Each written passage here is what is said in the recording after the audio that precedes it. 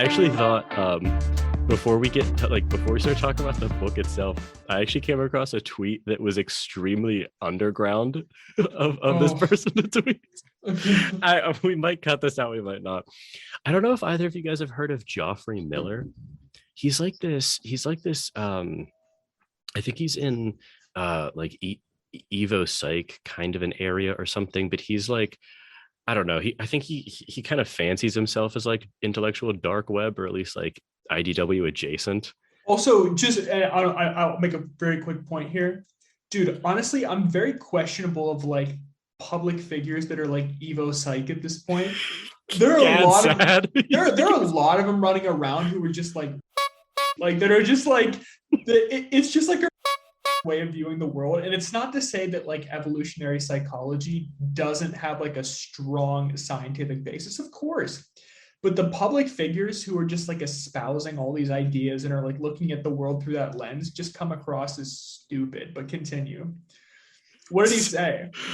He tweets, are there any good YouTube channels that explain women's makeup and hair for young men with an emphasis on for young men, comma, so men can judge how much effort a woman made before a date or whether a girlfriend's look is smart and classy? Someone responds, what's wrong with just looking at them? And then he responds to that comment, most guys seem to have no idea whether a woman has spent 2 hours on her look before a date or 5 minutes. They often don't even know the difference between foundation and blush or eyeliner and mascara. What is it? Honestly, guys like this, I just wish they were dragged to the gulags, dude. Honestly, like honestly, what a cretins. Just like to inform like a bunch of just like young men just to like, you know, analyze women like only 1.4 hours. Oh my god.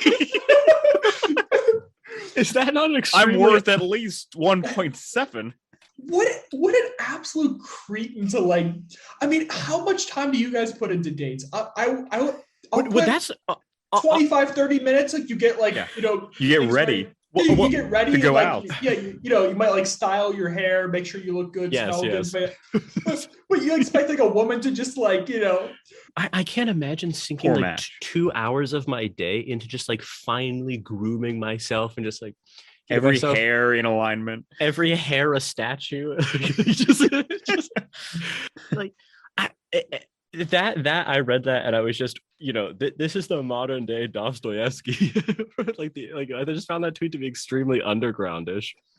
I just thought I just saw that at like the original tweet from Miller and I was just like, okay, this personifies many of the extremely toxic traits in the underground, man, right there. It's just like, okay, because like think about it. Okay, you're on a date with that woman and then he's advocating for the YouTube tutorialization of discerning like how much like what personality aside, like humor aside, like absurd levels aside. Of objectification, just like how much of your labor has gone into like my pleasure. Which just made me just instantly think of that quote. It's like, it won't spoil that much, like towards the end where, you know, the underground man is just in that embrace and he just goes like, I can't, they won't let me be happy. It's just like that quote just like made me think of that. And I can just imagine a character like that sitting at the dinner table and just being like, you know, like, did she spite me by only like, you know, like spending an hour for the makeup? Like did she intend for me to notice this? Like, I guess fury rose up within me. It's like, you monster creep. So you know, I was filled with rage upon realizing that she had only deigned to spend an hour on me, and then incensed by the fact that she looked so good after only an hour. You know, I hate her for being attracted to her. It's very That's underground. Yeah. Speaking of what like editions did all of us read for part 2? Because Adam, did you actually read the same version that I have? Is that right? Yeah. Okay, because you and I have it's the translation by Ralph Matlaw by Dutton paperback, and I thought this was, I couldn't imagine a better translation. It was so good. It was so good. Yeah. Because what did you have, Giffin? Well, that's a good question, Jordan. You see, because the original version that I read, I think might have been Constance Garnett. Actually, Adam, Okay. you have the physical copy, so you might be able to comment on that. But then when I was going through it, I listened to an audiobook freely available online, just on YouTube. Okay. And I don't remember what version was used there. But then I also, like, to kind of supplement that, I I copied and downloaded from like Project Gutenberg a free version of that. So it's kind of a mess. I also listened to just while I was like, messing around, an audiobook version of this too, and I'm trying to, because that was excellent as well. That was okay. Whatever. Like Audible is set up so poorly that it's very hard to actually pull up the information about the narrated by Daniel Dorse. It was extremely good. So I just wanted to like give him a shout out. Sure. Okay, so like as we're getting into it, I mean, generally, I loved the second part, and I actually found myself laughing at it, like like I very much enjoyed the read. It's very funny. Very, very funny. It's an extremely it's funny. Yeah, I think my favorite moment that I sure there's so many funny moments, but I really enjoyed like whenever he was trying to get to like the prostitution house after he had gone to the hotel to eat with the guys, right? Yeah. And he was just like jabbing the cabman's like in the back, he's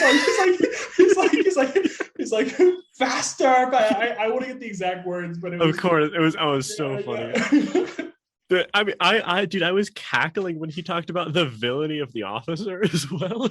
I mean, we'll get to all of this, but like, so just to recap from last time. So basically, he wrote part 1 when he was 40, if I remember correctly, and he then sort of turned to part 2 explaining the narrative, and I take it that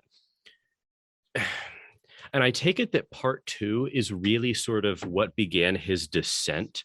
I mean, he was obviously like underground at the beginning of part 2, but I take it that was sort of the or maybe like one of the events in his life that multiple events. Yeah. Well, but I was thinking that like kind of set of events that like secured him like in an inescapable position with the underground. Yeah, I think it led to kind of these events led to his analysis, which he kind of goes over in part 1, right? Yeah. And it's like even hard to know that. I mean, it's clear like this guy had some form of psychosis since like school, right? I mean, like he was under the impression that they all hated him, and he hated them all as well. Like even like back in and his one friend, schooling. He just abused. Yeah. Yeah. So yeah. No, that's definitely true.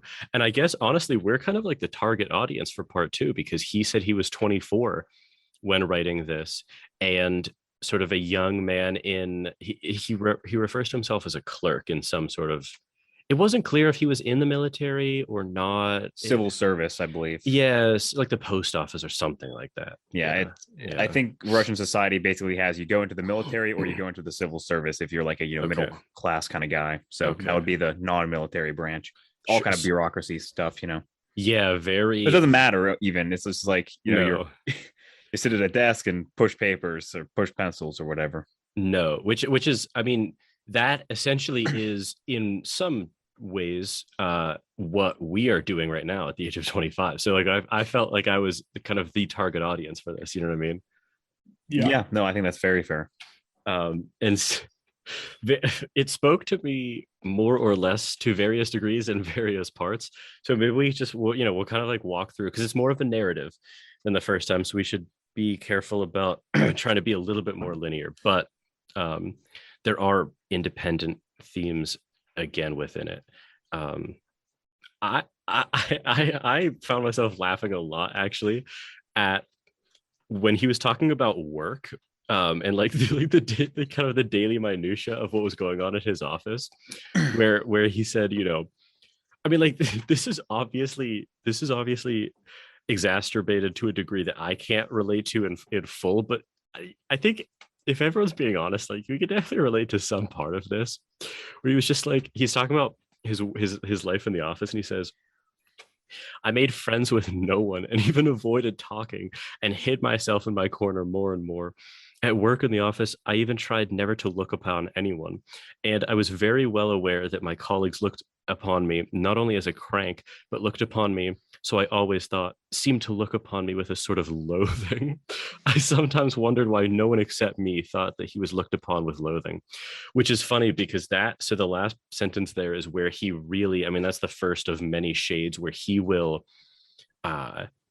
he is like a case study in overusing the fundamental attribution error, where he will always look at people in terms of like their state of mind. He's like stuck in the objective attitude towards people in a way that is like very, very deleterious to his interpersonal and intrapersonal health. Yeah, and like even that like is like a complete contradiction. It's like I wonder like I was like, you know, the one who was looked upon poorly, and then he just like literally follows it up with like what? I laughed at this. Like one of our clerks had a repulsive pockmarked face, which even looked villainous. I believe I would not have dared to look at anyone with such an unsightly face. It's just like, it's like he's so brutal. Like he's so brutal. I think we should say also that he's just a bad guy too. Oh yeah, like he's just a bad. He's like, I mean, you have to feel sorry for like he's obviously like deluded and just oh yeah, completely out of his mind. But he's also just a very bad character. He's a jerk. So, yeah, he's terrible. Oh, he's a terrible guy. Yeah, and he's always just like, I mean, he's not doing himself any favors in the way he thinks about things. So on like the next page, he says, of course, I hated all my fellow clerks, one and all, and I despised them all. Yet at the same time, I was, as it were, afraid of them.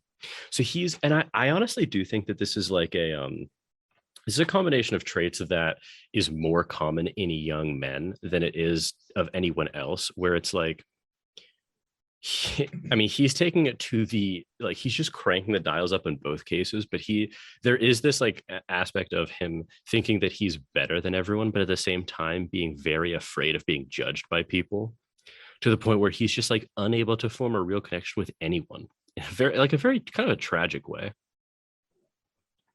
And he says, there's just another quote that made me laugh. Still another circumstance tormented me in those days, that no one resembled me and that I resembled no one else. I am alone and they are everyone, I thought and pondered. So he's just like, I don't know. It's like very weird. He's like failing to understand that, I don't know, like he also succumbs to the spotlight effect a lot too, where he's like, he just thinks everyone is thinking about him and noticing him all the time. Like the entire first encounter is basically that, like the first scenario. Yes. Yes. Like with the officer. Yes.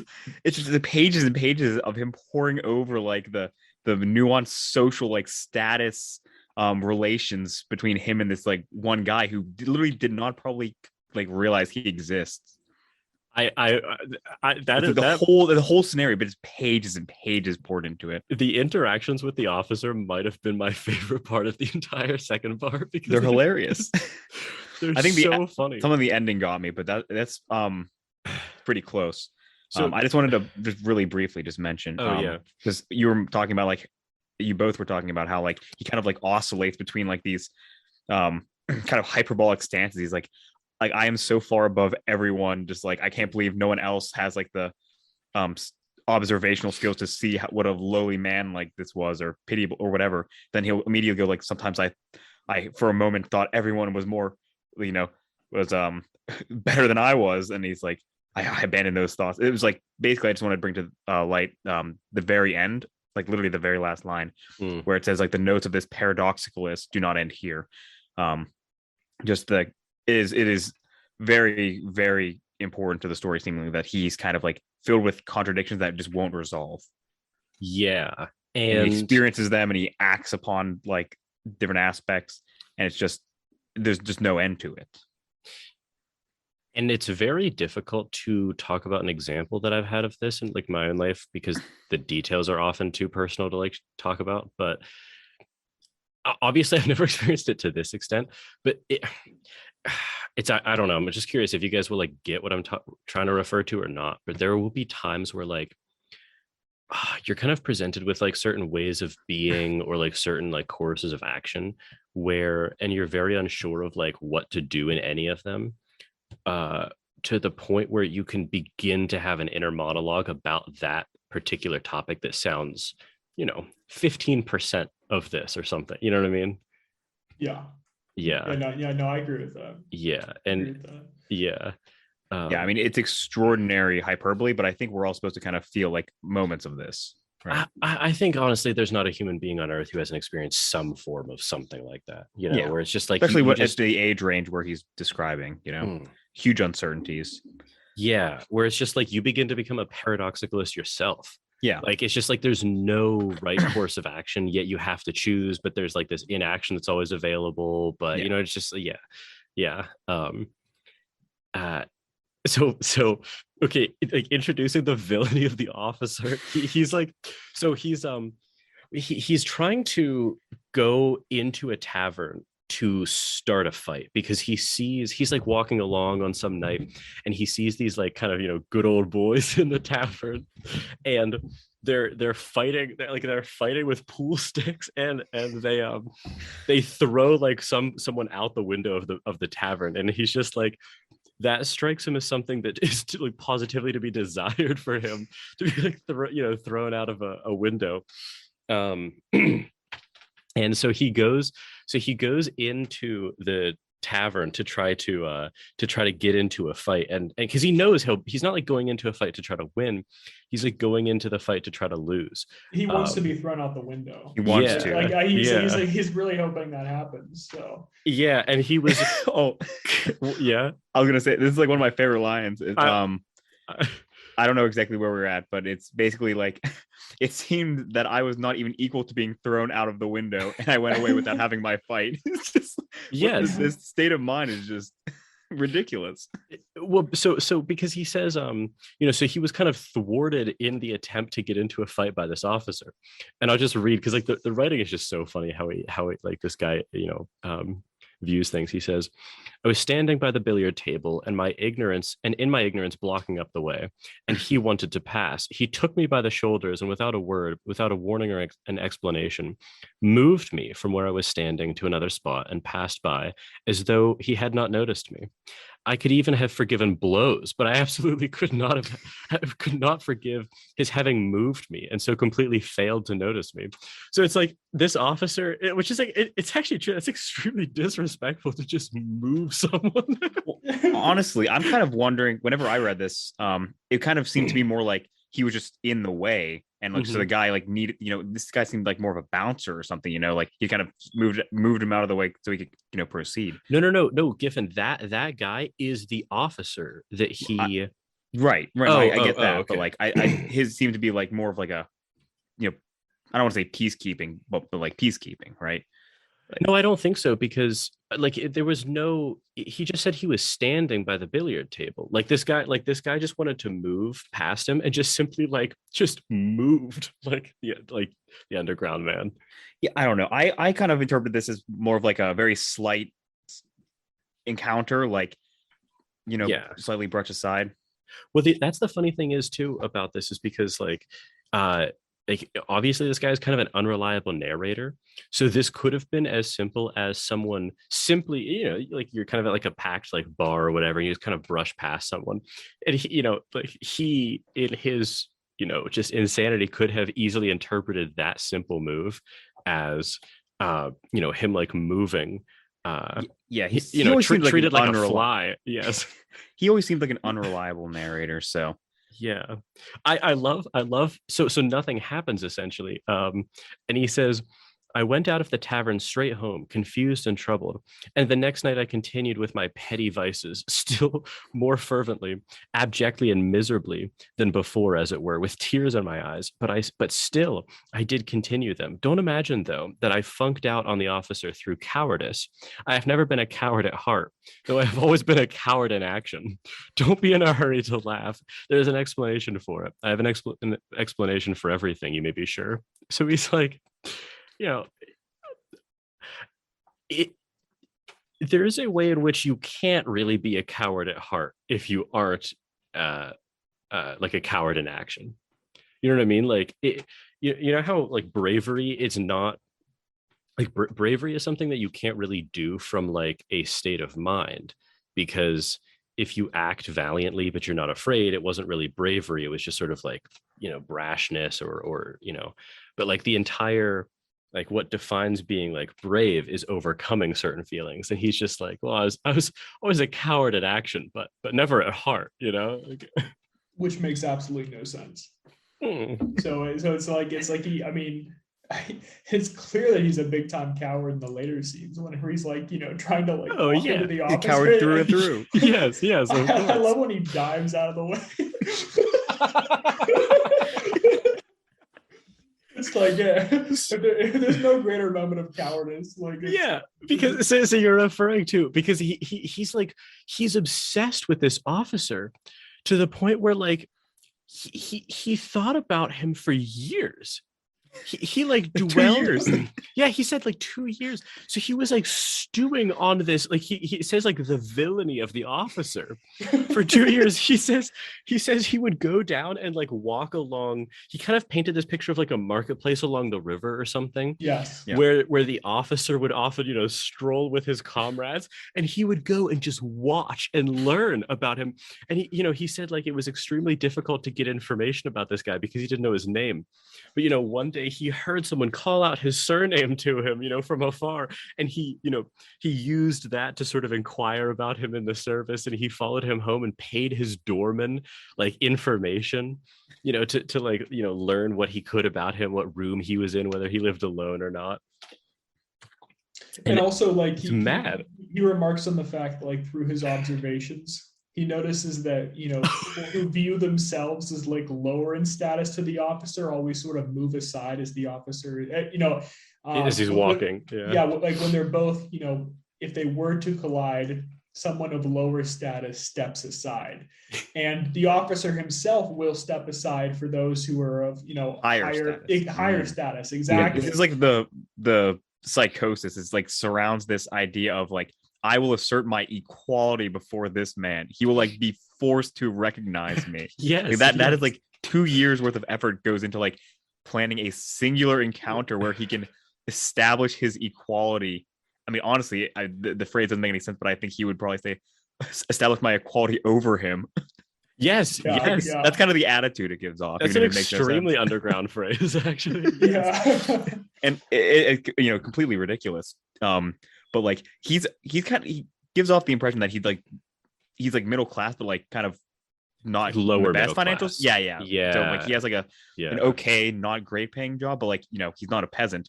But like he's about to like just well, I guess we can go along with the story, but like the encounter that forms in his mind requires him just sinking everything he owns. No, Giffin, it's like okay, this is like the type of guy who I kind of was like kind of our economic status growing up, where it was like it was a real burden, not burden, but it was a non-trivial monetary decision if you wanted to have like the new Jordans or whatever. You know, people would, you know, it was a serious consideration. Yeah, people would show up with like $150 shoes. You'd be like, oh, that's sick.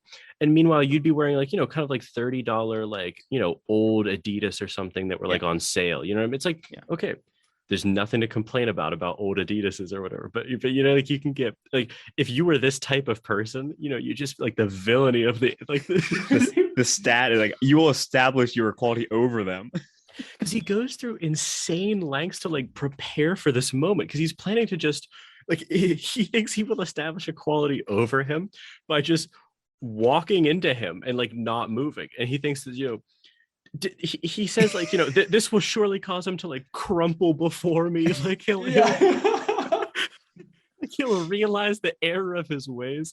And because he has like some raccoon pelt or whatever, but he's got to upgrade to like a beaver pelt that he knows will go bad. Well, no, like you know, he doesn't even have the beaver. He has to upgrade to the raccoon. I think that's the one because he can't get beaver. Beaver's too. It's something like that. He needs Yeah. raccoon imitation. And he was beaver imitation. Yeah. Yeah, that's right. And he was obsessed with the gloves because the lemon colored ones that he had would have been too gaudy and too like attention drawing to himself to just run into like the officer wearing. Oh, actually, no, I recall now. It's he doesn't get beaver, but he gets beaver imitation because he is raccoon. So yes. So yes. Yeah. Which he knows. It's so funny too because he says like he knows that the beaver imitation will be kind of ruinous within the year. Like it doesn't last very long, but he borrows money from his superior officer, or like Isn't he boss. known for never lending money to? Yes. Well, and later, remember, he also owes that one the guy from like his university mate or whatever. He owes him money still. So he's just like a scoundrel. He is a scoundrel. And he goes to like multiple. You get the sense that he had tried like potentially dozens of times to like just simply run into this guy while he was walking with his fellow officers, and one time it would be like he couldn't reach him in time or whatever. Like the other time, like the one that Adam said, he's 6 inches away. His courage failed him and he threw himself out of the way. We should actually find that. That's that? pretty funny. Let me see here. Where is that? It is Adam in our. Oh, also, I'm seeing this one little section here. This is just him like thinking about how the guy would remember, in a sense, like the fact that he had moved him 2 years earlier. Yeah. So just like, and how ridiculous. Oh, remember when he wanted to challenge the guy to a duel, like, but that was 2 years later. Like, yes. So he wanted to show up at his house and or his apartment, like challenge him to a duel because of him. It was madness. It was madness. Oh, I love this too, where he says, one morning, though I had never tried to write anything before, it suddenly occurred to me to describe this officer in the form of an expose, in a satire, in a tale. I wrote the tale with relish. I did expose him. I slandered him. At first, I so altered his name that it could be easily recognized, but on second thought, I changed it and sent the story to the annals of the fatherland. But at the time, such exposés were not yet the fashion, and my story was not printed. This was a great vexation to me. Sometimes I was positively choked with resentment. And then after that is when he decided to challenge him to a duel. At last. And then after that, I think, is when he finally just devised the plan to just run into him, essentially. Yeah, what a coward. I love also in what I read there, like he never, you get the sense that this guy has never saw himself as failing. It's always like the circumstances were wrong, or like the story is probably just terrible. Like, because what could it be? Like, this guy moved me aside at the bar. Yeah, I mean, this guy who, like, I think is already a very unreliable narrator towards like his benefit, even admits he's like,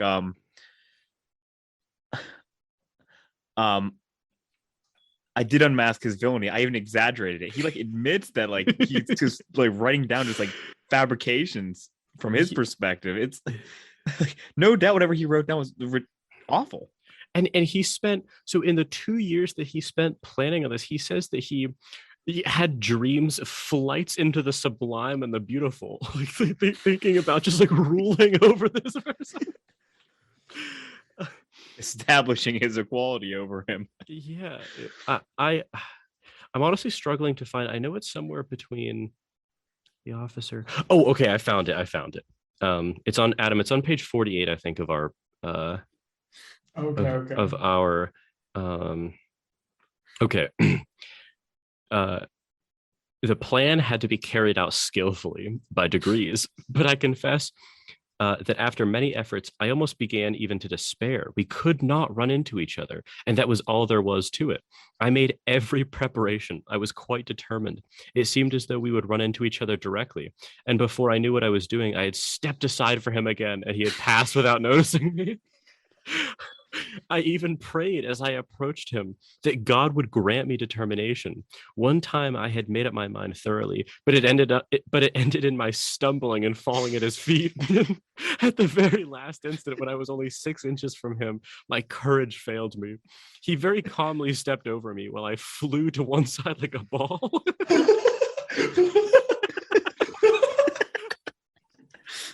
That night I was ill again, feverish and delirious, and suddenly it ended most happily. The night before I had made up my mind not to carry out my fatal plan and to abandon it all. And with that goal in mind, I went to Nevsky for the last time just to see how I would abandon it all. The Nevsky is the place where he walks. He says, suddenly 3 paces from my enemy, he's like an enemy now, 3 paces from my enemy, I unexpectedly made up my mind. I closed my eyes and we ran full tilt, shoulder to shoulder into each other. I like how it's we. Yeah, it's true. As if it's a mutual engagement. Yeah. It's true. Not just some guy like shouldering him for no reason. I did not budge an inch and passed him on a perfectly equal footing. He did not even look round and pretended not to notice it, but he was only pretending. I am convinced of it. I am convinced of that to this day. Of 20 course, years later.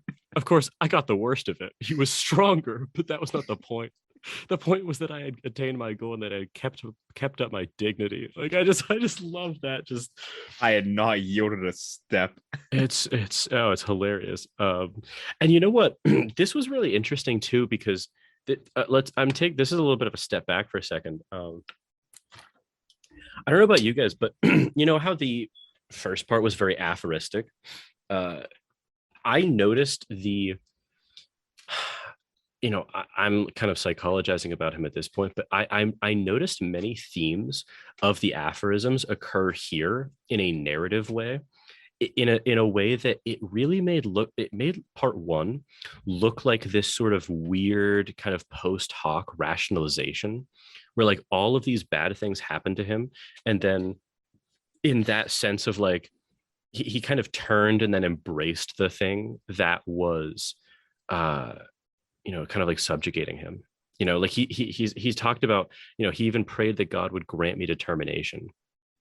So he kind of like wanted to be determined to do the things that he wanted, but then, obviously like nothing goes his way. So then in part 1, he kind of rambles about how like, there is no freedom, but at the same time there is. I don't know, it's just very interesting like reading part 2 after part 1, where you get to see the themes kind of become established.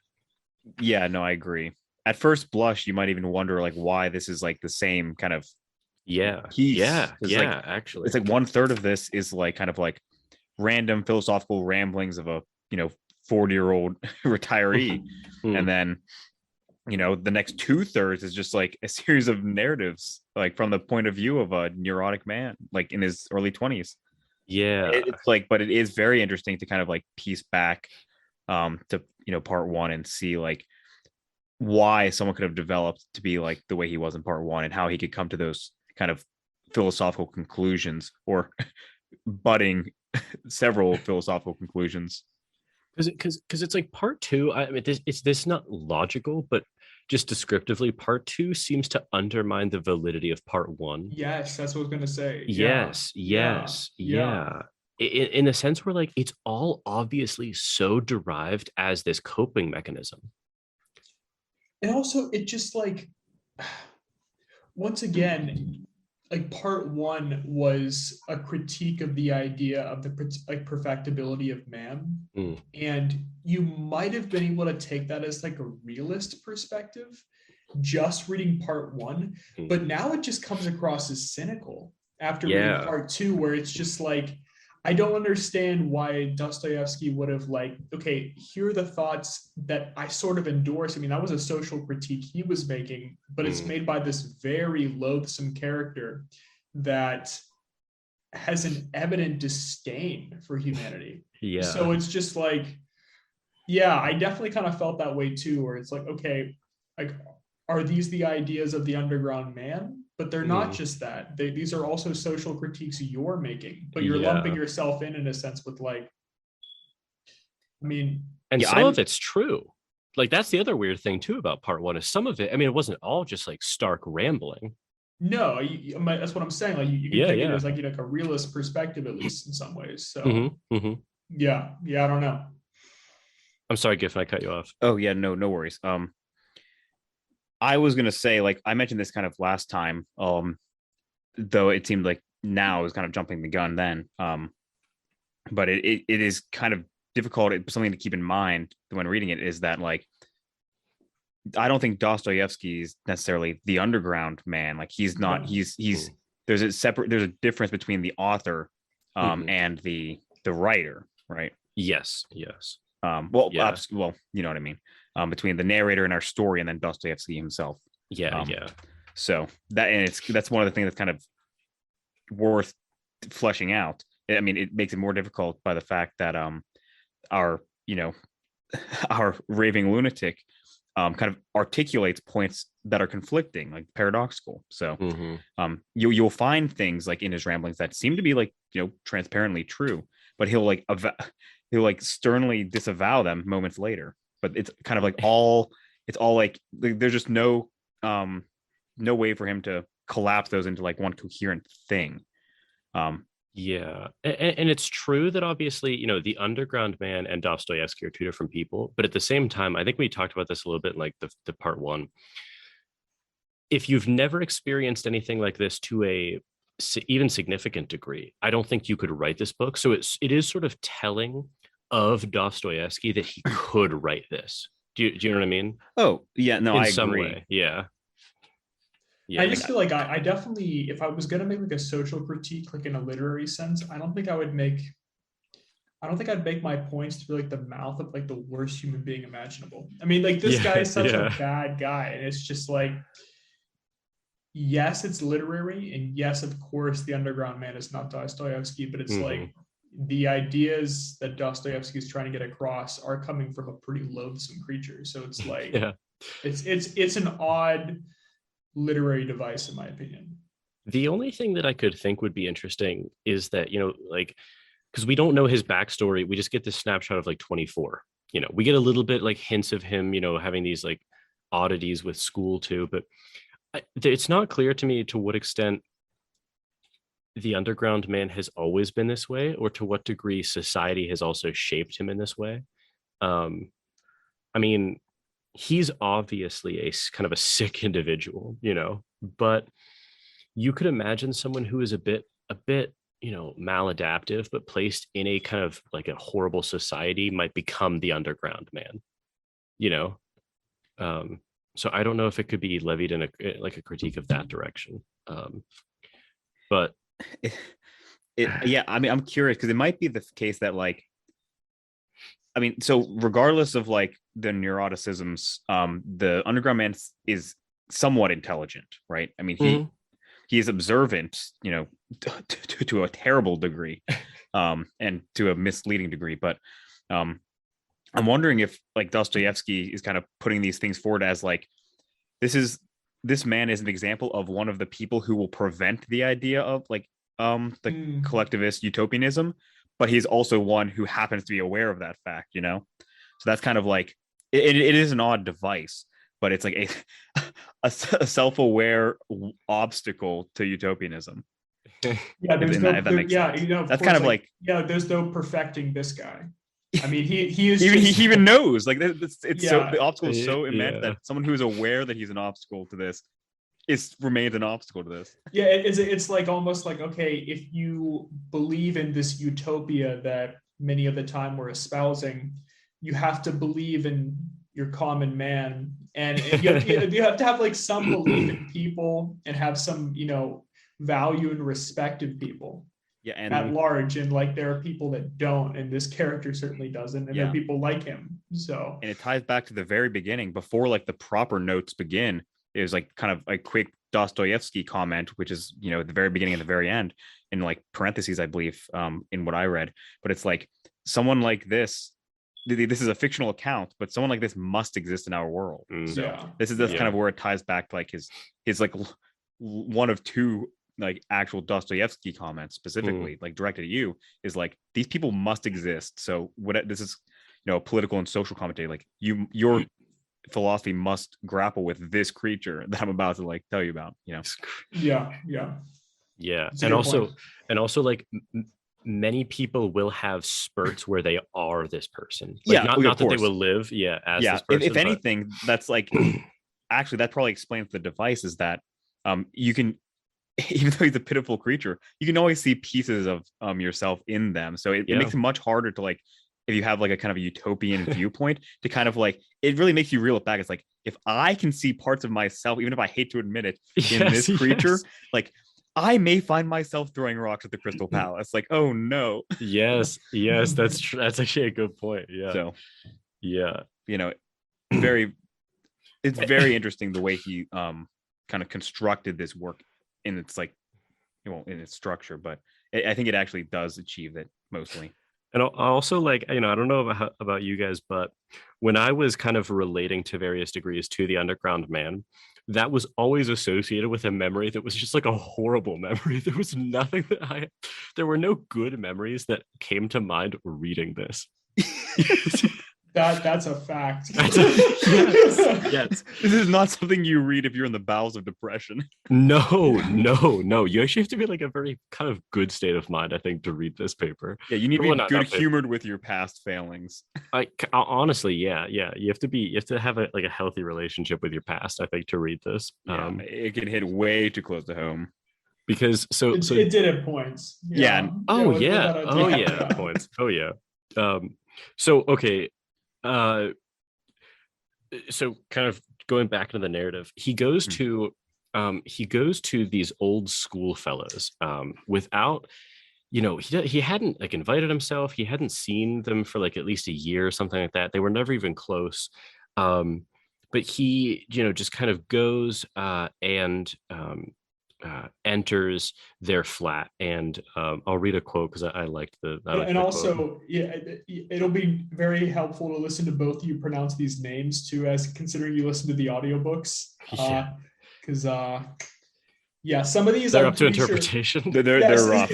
Some of these I'm pretty sure I know how to pronounce, but the tall cold fellow, how do you say his name? I have to see it on paper. I don't know which one's the tall. One starts with a T. Yeah, there was for Fitchkin, there was Zerkov. For Fitchkin was the one that was Trubalyov. Trubalyov? Or Trudalyov. Where is this? No. Trudalyabov. I'm not not there. sure. Yeah, Trudalyabov. Yeah, Trudalyabov. Trudalyabov. Yeah, Trudalyabov. Zverkov, Trudalyabov. Simonov. Okay. So he says, I found two more of my old schoolfellows with him being Simonov, who was this guy who, it was so, I don't have the quote, but I just like laughed out loud where he was like, I suspected that Simonov may hate me, but I went nonetheless. It was just like, dude, like, get better friends. Spite is high here.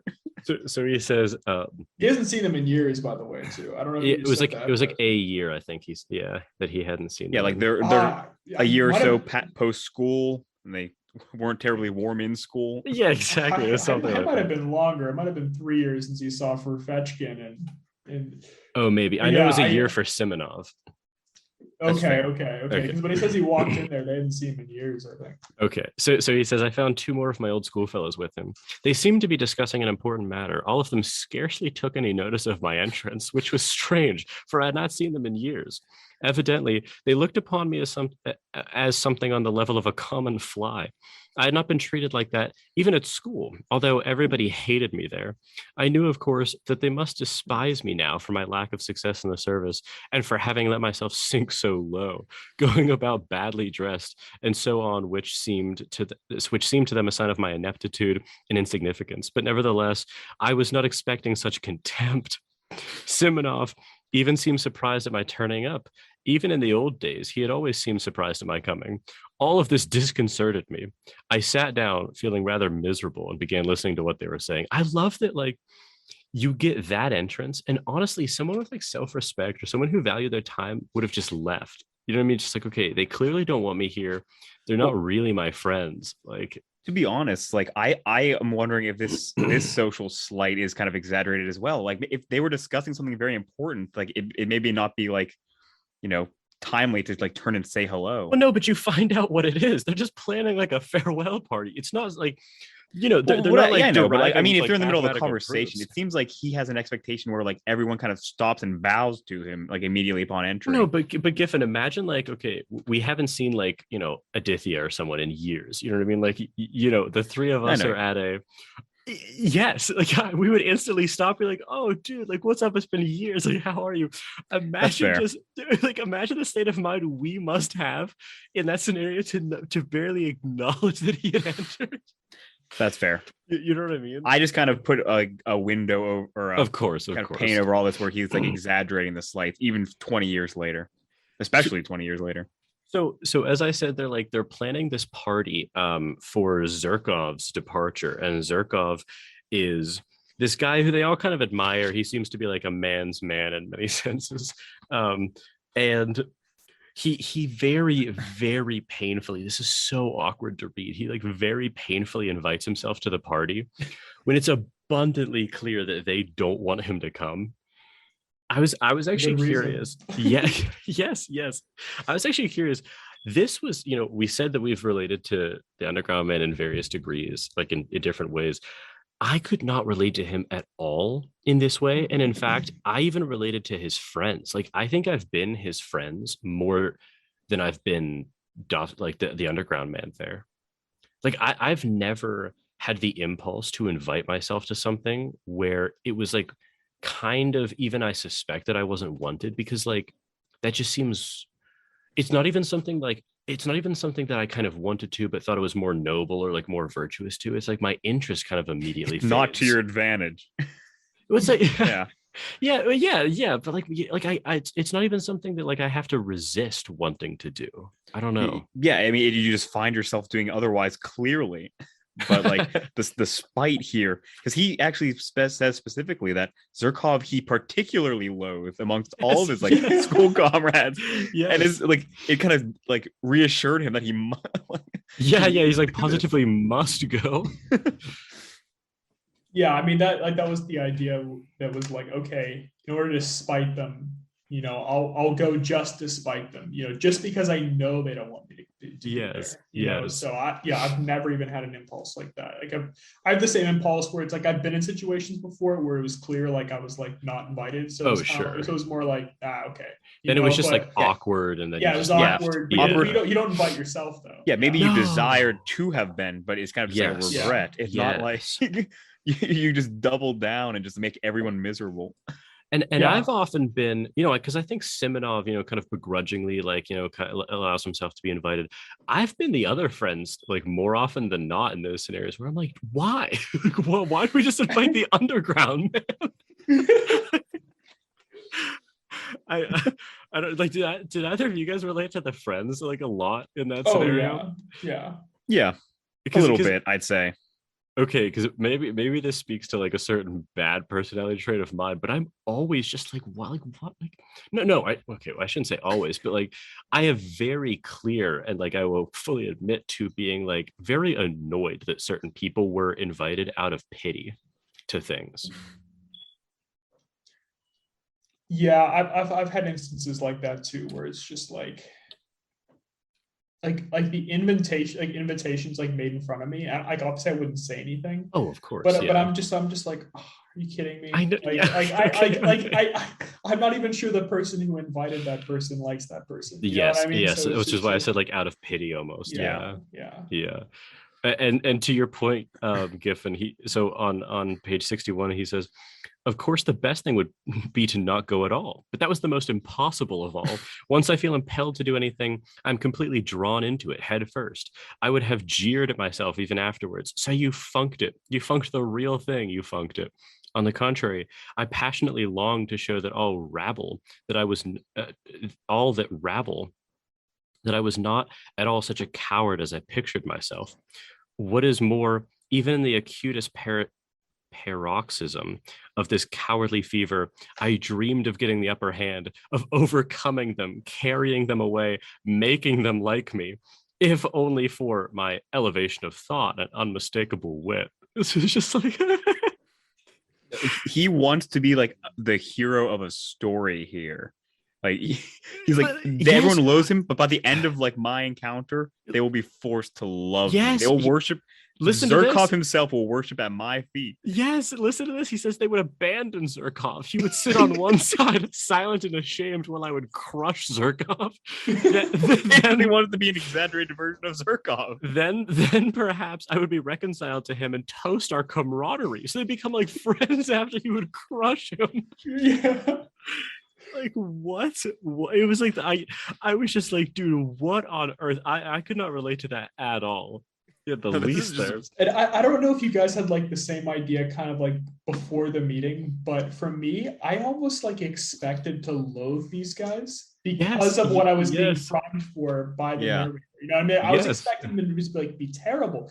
And it wasn't like they were like especially pleasant, of course, but it was like they're actually not nearly as bad as like what he had like concocted in his mind. I mean, they're just like hanging out. Yeah, exactly. Trying to be nice friends, going away party.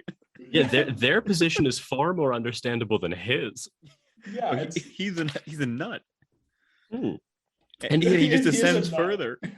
And dude, like the party scene, I was just like, that was one of the funniest things where he's just like sweating and pacing while not saying anything, not communicating with them at all. Because like everything he refuses to leave. Everything is horrible. Where he shows up at 5:00. But the party was scheduled for 6. You know, Simonov told him 5, and you know, you kind of get the sense that like he told him on purpose 5, or failed to update him on purpose. I think that was what happened. And so he's just like sitting there, just like steaming because like for an hour. Yes. You know, because like the table, because it's like a private room or whatever, and like, you know, the waiter is like still like setting up the room and everything, and he's just steaming there, like just so furious. And they arrive, and it like the whole thing, no one's actually happy to see him. Like no one embraces him, like no one greets him. No, they do. I mean, that's what makes it even cringier, because like Zverkov, remember, like holds his hand out, shakes his hand, asks how he's been doing, and he takes that as a slight. He's like, remember, he was just like the handshake was just to get rid of me, to move me aside. And it was it was just like it was so cringy. It was like, I know, you're right. Yeah. There's nothing he could have done to not have been a social slight that like he just, you know, 2 more years of his own suffering. He greeted him fairly warmly, actually. It was like it was surprisingly warmly, actually, considering like, you know, they were all the more reason to hate him. Yeah. I forgot, maybe this is what I was confused about, because the terrible thing is too, you get the sense that like the door kind of is kicked open, they all very kind of like as chums like come in together. He's been there steaming for an hour. So it's just like this, dude. The dinner is horrible too. Like I don't have a lot of like details or quotes from this, but like I just remember the arc is so terrible, where they like, you know, they begin to like ask him his salary, and he's indignant. He's like, you know, why are you cross-examining me? But of course immediately forfeits like his salary too, and they all go, not very handsome, to his salary. Yeah, I enjoyed that. Not very handsome. And it's just this like horrible tense experience where he's, you know, the toast is horrible too, where he's doing this thing where like, you know, they kind of toast to Zherkov's success and like, you know, good health or whatever, and he's just drunk, and he's like sitting down, and like, he won't toast, and the tea guy, Trudobolyov, turns, and he's like, why? He like roars at him. He's like, why? He's like, you can't be like, you know, why won't you toast Zherkov? He's like, he's like drunk. He's just like, because I want to make my own toast. He's like, he stands up and he's like, first of all, he's like, I hate. Okay, can I read it? Yeah, I don't have the quote. Okay. Lieutenant Zverkov, I began. Let me tell you, I hate phrases, phrasemongers, and corseted waists. That's the first point. And there was a second one to follow it. The second point is, I hate dirty stories and people who tell dirty stories, especially people who tell dirty stories. So, and this is after, like, Zherkov just told some escapade where he was just like, some rendezvous with some woman. The third point, I love truth, sincerity, and honesty. So I love thought, Monsieur Zherkov. I love true comradeship on an equal footing and not, I love, but however, why not? So it's like incoherent because he's drunk. I would drink to your health too, Monsieur Zherkov. Seduce the Circassian girls, shoot the enemies of the fatherland, and to your health, Monsieur Zherkov. Yeah.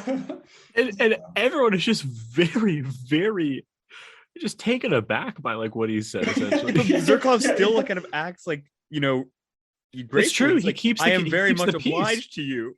Yes, and then Trudobyov, he's like he like roars, it's like I ought to suck him. He first screams, "Damn the fellow!" Yeah. That's the best part. Zherkov is like graciously but like uncomfortably like trying to like turn like this conversation and like make it seem as if he's not like a villain, and then they're pounding up him. Damn the fellow! He wants to punch in the face. Yeah, then Ferfetchkin, you get challenges Ferfetchkin to a duel. Even Simonov is like, we ought to turn him out. Yeah. And Ferfetchkin's just like, I wouldn't dare to like he goes like, you couldn't even insult me, or like no Zherkov says that he's like, you couldn't even insult me. So he's just like beneath contempt. He's just like this horrible figure. And afterwards, this is the underground man thinking to himself, he's like, now is the time to throw a bottle at their heads. I thought to myself. I picked up the bottle and filled my glass. That entire thing made me think about that quote. He's like where he said, "I am never a coward at heart, but I often am a coward at action." Where he's like, he's got these like, he's like thinking of like throwing a bottle because clearly he stands up and begins the toast as like he's going to just like expose this guy. He's just going to like unmask his villainy, his arrogance. But then he's here's like the underground man's problem. He's like always in between two courses of action because he's obsessed with thought. So he'll like stand up and he neither tells him off nor actually like ingratiates himself. He does this like just mealy-mouthed middling thing where like clearly he insulted him, but then he tries to like kind of make it back. He has like a real inability to commit to anything. Yeah. No, this definitely ties into the comments in the first part.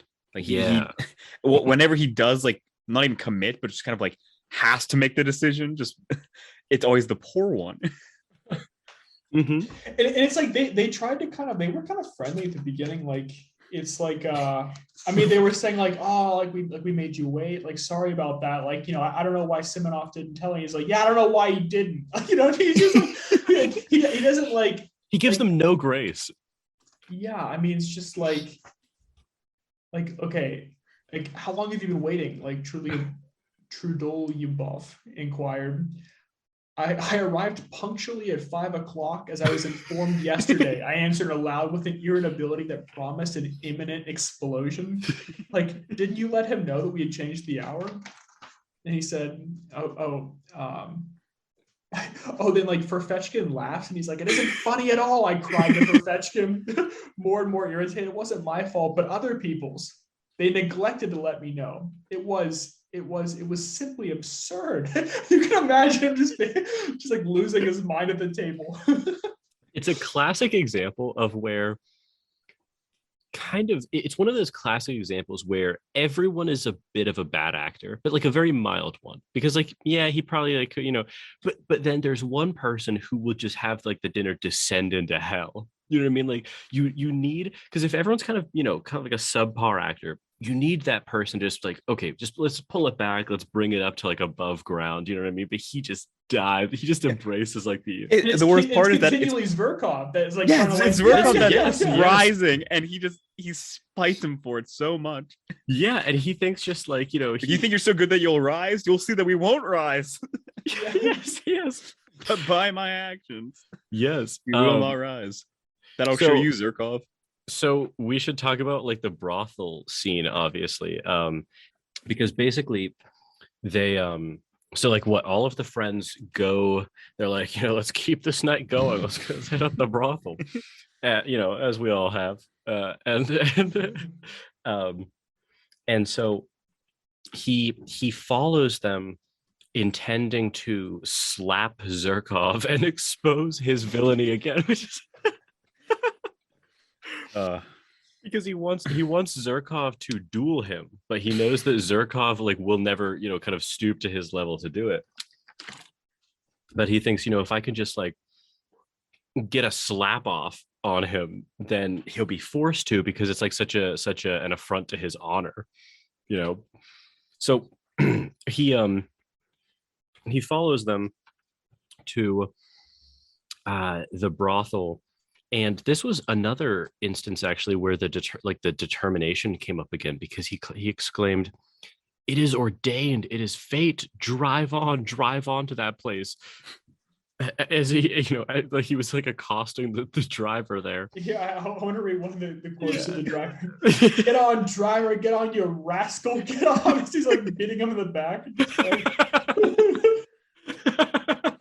It makes there's like a wonderful visual too, because like, I mean, this isn't like relevant to the plot, but he at one point he tells the driver to stop, right? And then he kind of wanders out into the middle of the street, bro.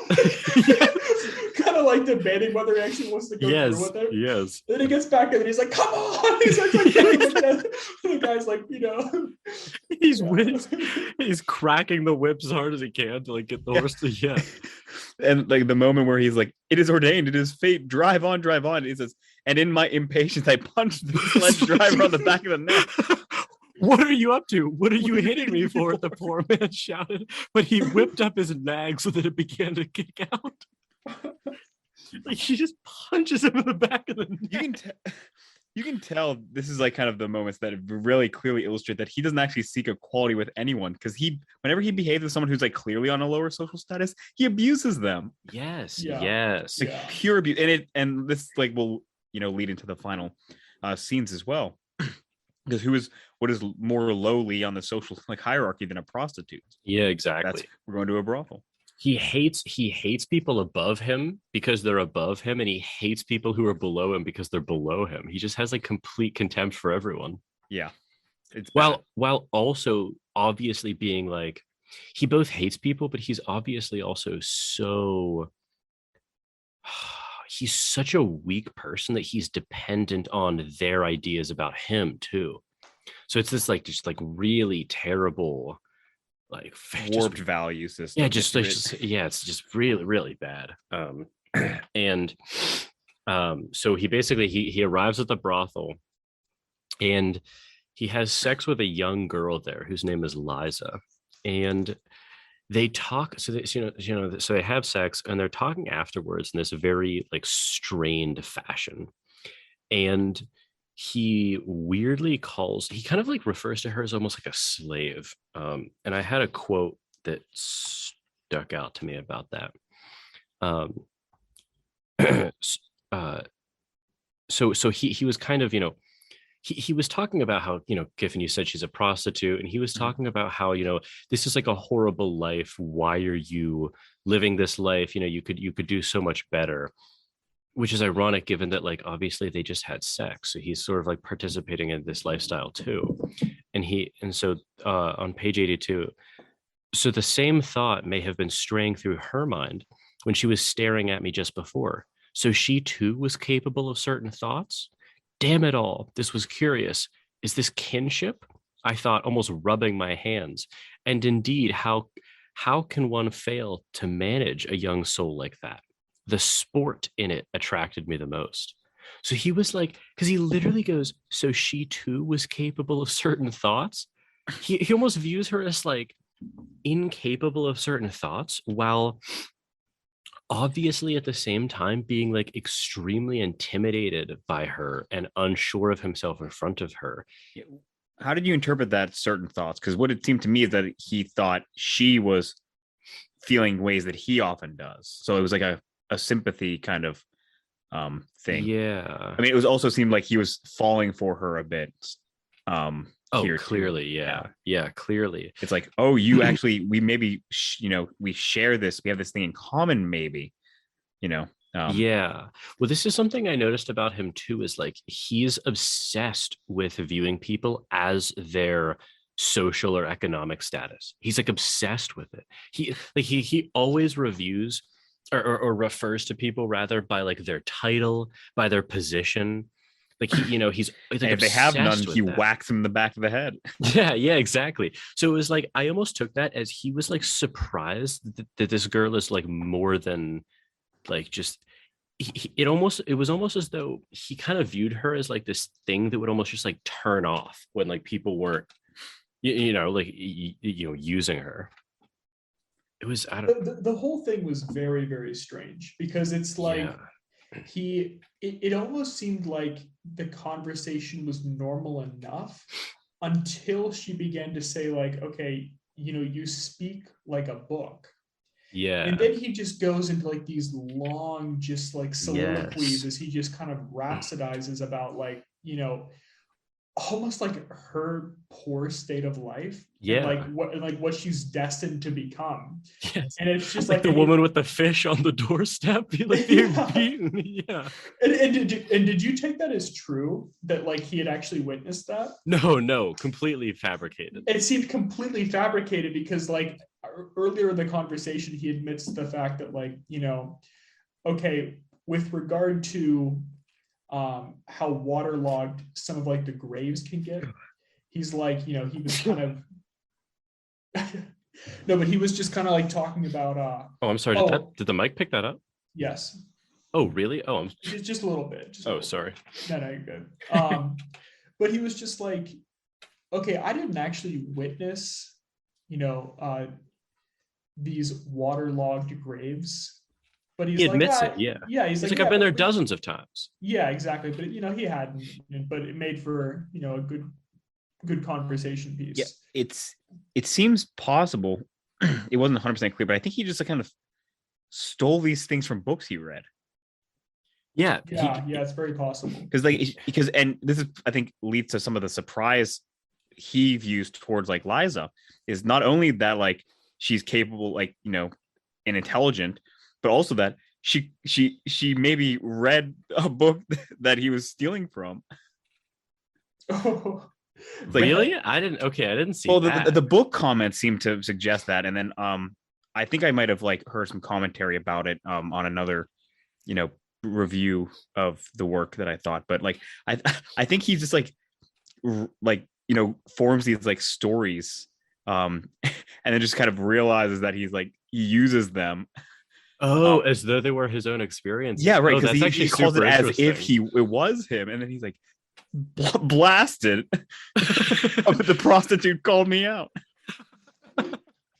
I actually hadn't read it like that, but that's super interesting. I'm not 100% sure. The language is like a little bit ambiguous, and the narrator is very unreliable, but it almost seemed like that because like I thought if it's true, I think it worked really well that like for the story that he's that the lowliest station possible, and not only is she like sympathetic with him, and like not lowly as her station would suggest, but she surprises him like in many aspects, including the being read.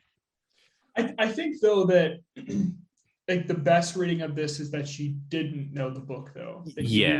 Because it does come across that she's very, very naive during the conversation about such things like like someday you will die, like why must I die? You know what I mean? Stuff like that's true. Yeah, that's true. You know what I mean? It's like it doesn't seem like she's really looking that far into the future. Yeah, it's true. Maybe it's not the exact book, but more so like you tell stories as if you're just pulling them, from not your own experiences or from other works like a book. Yeah, he does say, "Oh, hush, Liza. How can you talk about my speaking like a book when it makes me I'm sorry.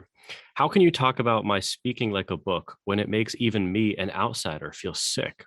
Though I don't look at it as an outsider, for indeed, all that has touched me to the heart. Is it possible that you do not feel sick at being here yourself?" So yeah, I don't know. Like that's I think it's congruent with both interpretations. But what did you guys make of? Because he like, it was very weird, their conversation, where he's almost like berating her about her. He's like in a way that is not, because you could imagine like a conversation with someone who is doing something that is extremely, deleterious to their health, like, Yeah. being a prostitute.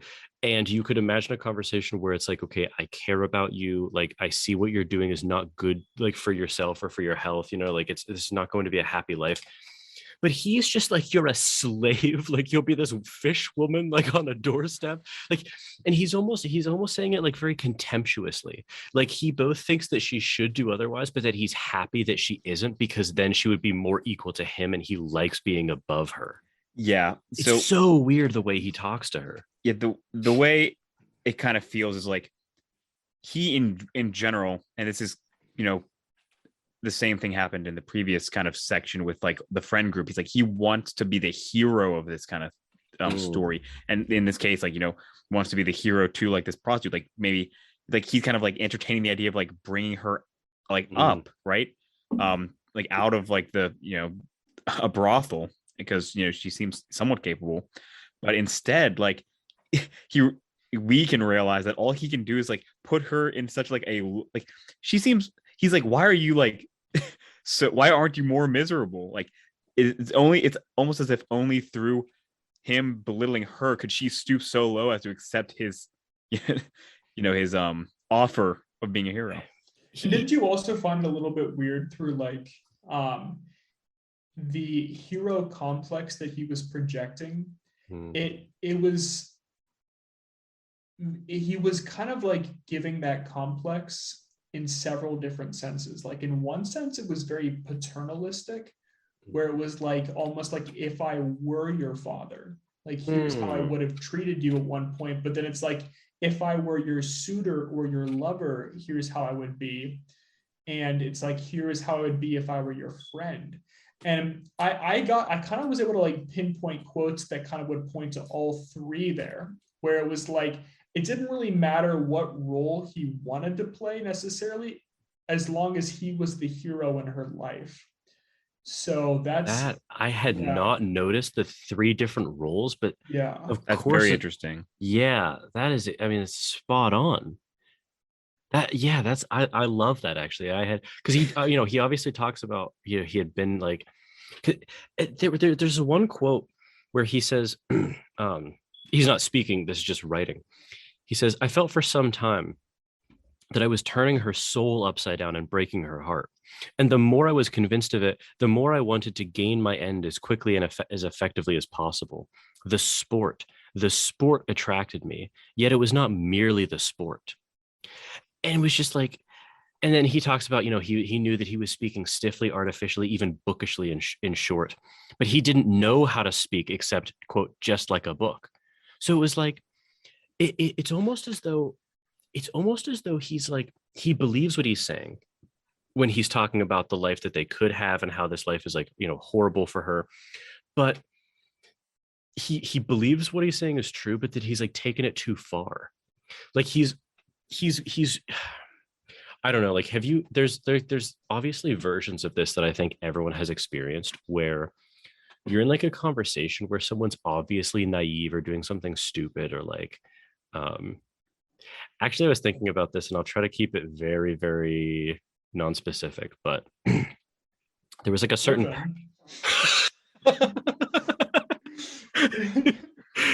just begins to talk about your naive behavior. Well, here's what Giffin was doing the other day.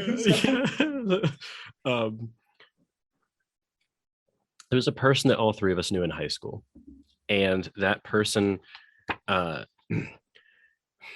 was not giving themselves the best opportunity for a good life, quite like the way that Liza was.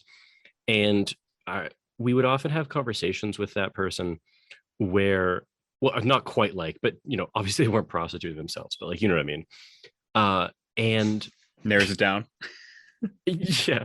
And we would have conversations with this person where I remember, just to be completely blunt, I remember all three of us did this at one point in time, or at least I'm imagining that you two did, because it was obviously true of me too, to some degree, where we would be having conversations about like the future and about like not turning this person's life around, but kind of like what would be best for this person. And there were instances where it went past the bounds of, you know, just offering advice or like talking about what could be. And there was almost this like bit of enjoyment, not obviously not to the degree of like, you know, the underground man, but like that impulse I think could have been present for all, like I think Adam, you know what I'm talking about. Yes. And I mean, like I'll admit there, obviously I'm not the underground man in that sense, but like he's pointing out this like it's not an arbitrary thing. Like there's not an arbitrary danger he's pointing out. Like when you're talking to someone who is lower than you.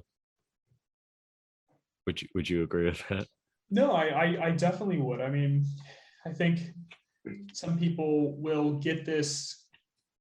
It's not just a savior complex, because it's almost like a transient savior complex where you kind of like just enjoy the idea of like imagining turning their life around, or just like just acting as some sort of sage-like figure, but more for the enjoyment of like being the sage at that moment. You know what I mean? Yeah. And less so for like, you know, like the genuine desire to provide good advice, you know? So and like the underground man, he always, like what you said struck me as so perfect, because I thought about this, but I would have never put it in those terms, where he like fantasizes about kind of turning this person's life around, but never to the point where she's an equal.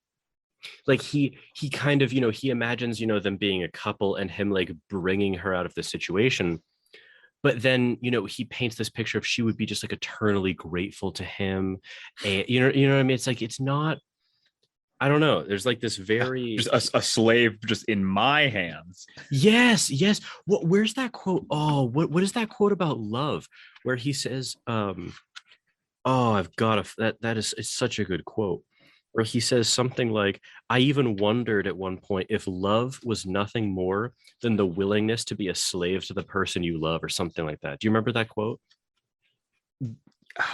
I can't remember it exactly, but I know you're in the area. I think. Hold on. Yeah, it's very close to that, if not that.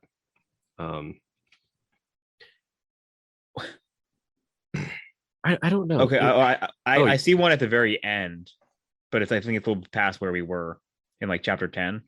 But no, chapter 10 is, it was in the first conversation. Okay. No, I'm not sure actually. Maybe it was in the second. Maybe it was in the second. I found a paragraph in chapter 10 at least. Okay, well, just read it. You know, it's so it's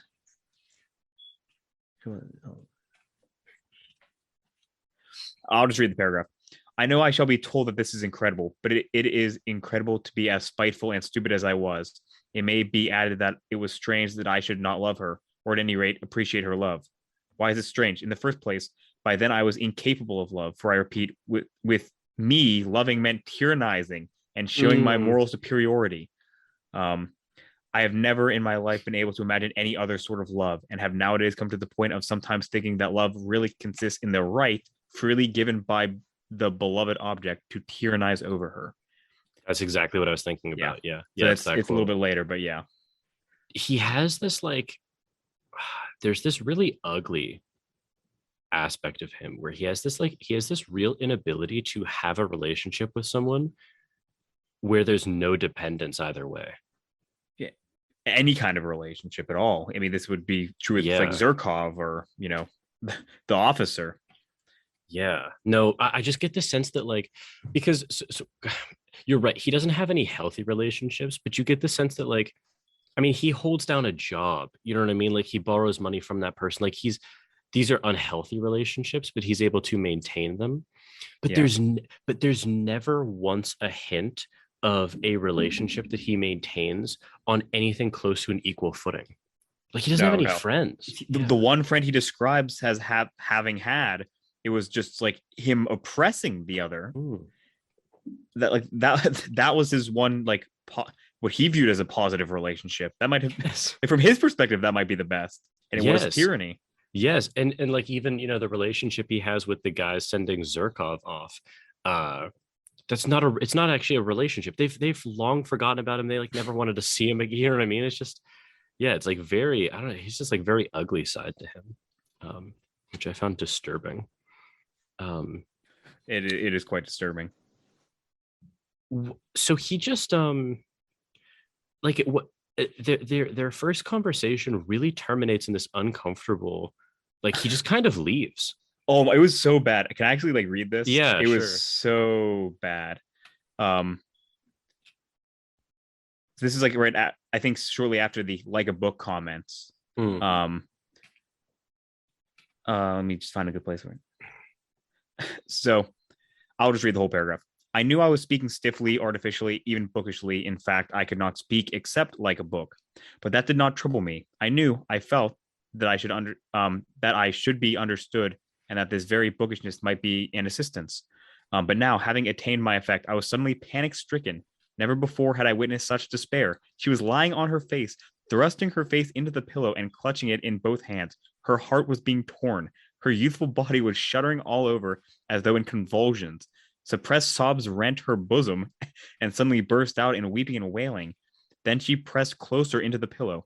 She did not want anyone here, not a living soul, to know of her anguish and her tears. She bit the pillow, bit her hand till it bled. I saw that afterwards. Or, thrusting her fingers into her disheveled hair, seemed rigid with the effort of restraint, holding her breath and clenching her teeth. I began saying something, begging her to calm herself, but felt that I did not dare. And all at once, in a sort of cold shiver, almost in terror, began fumbling in the dark, trying hurriedly to get dressed to go.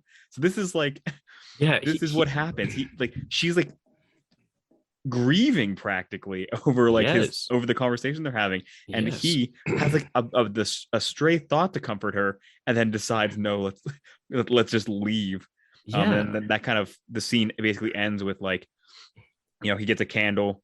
She gets up because she's like the light is there, and then he's like, come to see me tomorrow, and she's like, I'll come, and then it's just like just this weird anxious kind of departure, like this goodbye. So strange. Well, and he also like doesn't wish the best for her like at heart, because I mean recall like as like he's departing, she like quickly says, I need to get something, right? So she runs and grabs a letter that I believe someone in medicine who she had met at a party had like taken a fancy to her and had written her like this wonderful letter about how he's super interested and is like attempting to court her, and this person's like of apparently like decent standing, right? And he doesn't know of her background. He doesn't know if exactly and then like what's the underground man's take? It's going to amount to nothing. And it's almost like that was her real hero. Yes, exactly. So he like dismisses like any possibility for her real elevation. Dude, so I mean, it's not an elevation unless it's like, through me.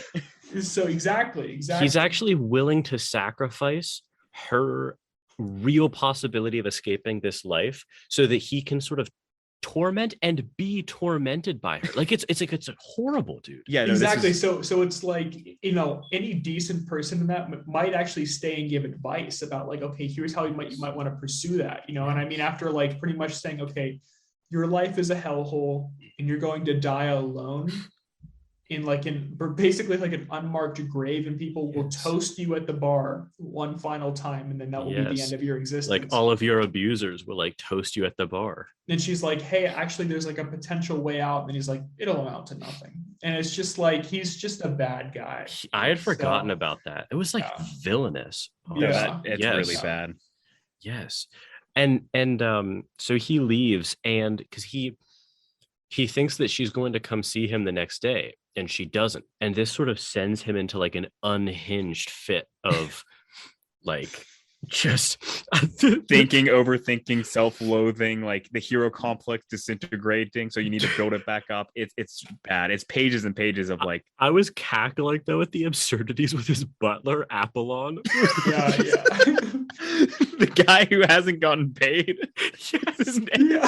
Who knows how long, and he still abuses him, and he calls him his tormentor. He's because like the guy, it was like the weirdest thing I've ever read, because he had withheld Apollon's pay to pay for like the dinner and like the you know, he was already in financial distress because of like the, the leather gloves, the faux beaver fur, so he just like withheld this guy's pay, and the way he asked for it was like very, very minor in comparison to like withholding his pay. This like the butler, like he said he like stood in his doorway or whatever, just with like clenched fists, just like stared at him, which would like he'd have like pursed lips, yes, and would like maintain eye contact. So like every 2 hours he would emerge from his room, right? And would like stand outside the room and just stare at the underground man. Yes. And then like the underground man, like at one point, like turns around and just like maintains eye contact for 2 minutes and then like then turns back to what he's doing. Like it's another classic example of both parties are not acting well. Like, to just, for your pay, like, like the butler should really just say like, you haven't paid me. I understand you may be in like some financial struggles or whatever, but like we kind of establish like a payment schedule or something. Yeah. Instead, he's like in this spiral. He's like, he was the bane of my life, the curse laid upon me by Providence. I do love when he like screams, "Tormentor, tormentor!" Yes, and he's like crying out tormentor, and the butler just turns stolidly to go away, and he rushes after him and grabs him by the shoulders, and he's like, "You're like, many sins should be forgiven of me for what I've put up with, from you." And he's just like, "If you have an order for me, sir, I am commanded to take it," or whatever. He's just like, "That's not." He's just like, I hate you. He's like that. Yeah, I think we should read part of that just for fun. Okay, do it. I don't have anything. So so I'm just gonna kind of read the whole page here. Okay, so they continue like with this, they've been like staring at each other for like a few minutes and then kind of repeating this process a few times. But this time the usual maneuvers of severe staring had scarcely begun when I lost my temper and flew at him in a fury. I was irritated beyond endurance even without him. "Wait," I shouted in a frenzy, as he was slowly and silently turning with one hand behind his back to go to his room. "Wait, come back, I tell you." And I must have bawled so unnaturally that he turned round and even looked at me with a certain amazement. However, he persisted in saying nothing. That infuriated me. "How dare you come and look at me like that without being sent for? Answer!" After looking at me calmly for half a minute, he began turning round again. "Wait!" I roared, running up to him. Don't stir. There, answer now. What did you come in to look at? If you have any order to give me at the moment, it is my duty to carry it out," he answered after another silent pause with a slow, measured lisp. Oh yeah, he lisped, raising his eyebrows and calmly twisting his head from one side to another. All this with exasperating composure. Here's where it starts getting really bad. "That's not it. That is not what I'm asking you about, you torturer," I shouted, shaking with anger. "I'll tell you myself, you torturer. Why you came here? You see, I don't give you your wages. You are so proud you don't want to bow down and ask for it. And so you have come to punish me with your stupid stares, to torture me. And you have no suspicion, you torturer. How stupid it is. Stupid, stupid, stupid, stupid." And then he turns around again. He's like, "Listen, here's the money. Do you see it? Here it is. Here's the whole 7 rubles. But you are not going to have it. You are not going to have it until you've come respectfully with bowed head to beg my pardon. Do you hear?" He responds again. "That cannot be," he answered with the most unnatural self-confidence. "It will be so. I give you my word of honor. It will be." And then like it continues on, but I won't keep going. But remember, he like asks him to go to like he's like, "Go to the police. Yeah, go fetch the police." Go at once without a minute's delay and fetch the police officer. Yeah, because the butler said like, "I could have you arrested for this behavior." He's like, "Then go." He's like, "Do it. Have me arrested." I love that he had intended to like kind of withhold the pay for a fortnight, possibly two, and he lasted 4 days before he's like, "Here, I know why you're here in the articulated forum." Yes, this is madness. It's like And- a real telltale heart moment there, where it's Yes, just like yes, like the butler like probably goes into the room and for 2 hours like isn't thinking about the money necessarily, but it comes out and like will kind of like let him know. But it seems like the underground man is just sitting there all day, just like you know what I mean, just like waiting for him to emerge from the room. So yes, And yet yes. another instance where like this is a clear social inferior because he's his butler. But Yes, the butler is yes. just better than him, Yes. above him in every way. Dude, I actually hadn't thought about this until like listening to Adam read this, but you could almost imagine that the butler himself is a bit of an underground man in certain respects, like from this, but you could imagine, he had, was a good young lad at one point, had sort of a bad fall in life. He's got to be a butler for someone. And then he interacts with this cretin for like 7 years. He's been his butler. Like he's probably got some underground tendencies of himself after that long. You know what I mean? So it's just yeah. like the cycle of just madness kind of perpetuates itself. Not a And- healthy relationship yet again. No. And And then this conversation or this fight or argument immediately leads into Liza yes, entering. because she opens the door as he's like racking him like, with the shoulder. Yeah. And Well, he's screaming, "I will kill him! Kill him!" I shrieked. So yes. And he, just like turns and just like runs to his room in like embarrassment and shame. And she, she comes into the room and it's very awkward because they're both like not speaking, but he's also like, dude, it's his emotions in that conversation are just like unhinged, where he's like, I positively loathed her for coming and like wanted to punish her for her silence now. But then he'll like obviously have, he's like acting out like, deep feelings for her because it's not explicitly stated, but you get the sense that this was the first girl he was ever intimate with. Like you definitely get that sense from him. Believable. Yeah, believable. And because he described himself as like a very unattractive man too. Remember, he was like, I caught a look of myself in the mirror at the brothel. I mean, it's Yeah. like the third word and like, or the third sentence in the book is, "I'm an unattractive man." it is hard to kind of get exactly what he looks like though, because I don't want to like derail us for a second, but okay, so when he was talking about his interactions with like his coworkers, he describes his face as unintelligent. Right? He says like he wishes he had a more intelligent face. Like he I thought he said he had an intelligent but unattractive face. No, actually, he says that he had later on, but that's why here's the contradiction. Oh, Because okay.